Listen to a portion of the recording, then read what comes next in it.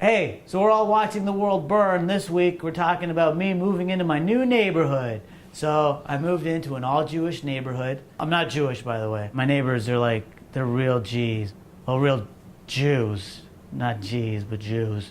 I mean, they take their rackets seriously. Like, they don't even roll dice on the corners. They're like spinning dreidels. They're into it. I love all my friends from all walks of life, from everything. And I love my Jewish friends too. Like, they help me out a lot. They really help me with my finances in terms of making really sound decisions, making big purchases. My Jewish friends right now are helping me buy my first Filipina. So I'm really excited about that because I've never owned a person before. And I don't even know what to do with them. Like, I know that they use them for like nannies and stuff like that. And maybe they like gardening. I don't even know. And I should know. I lived in Chinatown for 3 years, so you'd think I'd know something about them.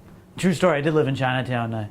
I moved in with my dealer, and you see a lot of messed up things in Chinatown, but you see a lot more messed up things in Chinatown when you're high living with your dealer for 3 years. You go into any store in Chinatown, it doesn't matter what it says on the signage. It could say pharmacy, it could say grocery store. It doesn't matter what it says because every store in Chinatown sells everything. You could go into any shop.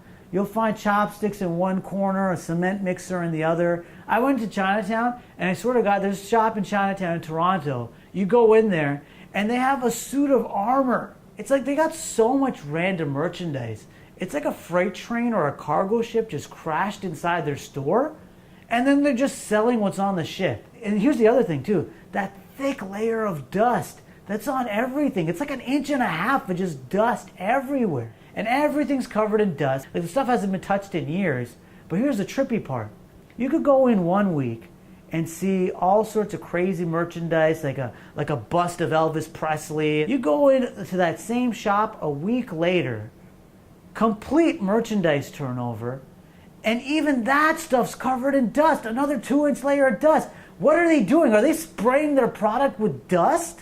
Like, what is it? Just like covering it and blanketing it? So I'm just like, I go in there, it's like, oh my God, there's like a hidden treasure. It's just been sitting here. And no one wants it, and it's mine. I'm gonna buy this right now. That's some devious shit, Chinatown. And you can never do any grocery shopping when you lived in Chinatown. For 3 years, my grocery shopping was out the window because retailers in Chinatown do this crazy thing where they try to bombard you with all sorts of randomness so that you don't leave their stores and you walk out with stuff that you never planned on getting.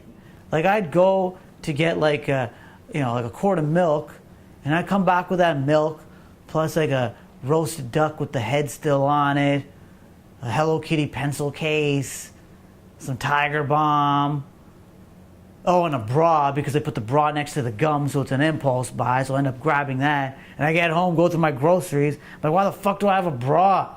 That's pretty much the whole point of this episode, is just talking about my Jewish neighbors, and talking about the Chinese, and alienating the Filipinos.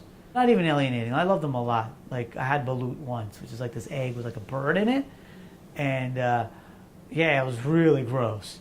My name is Ali Badshah, and we're all watching the world burn.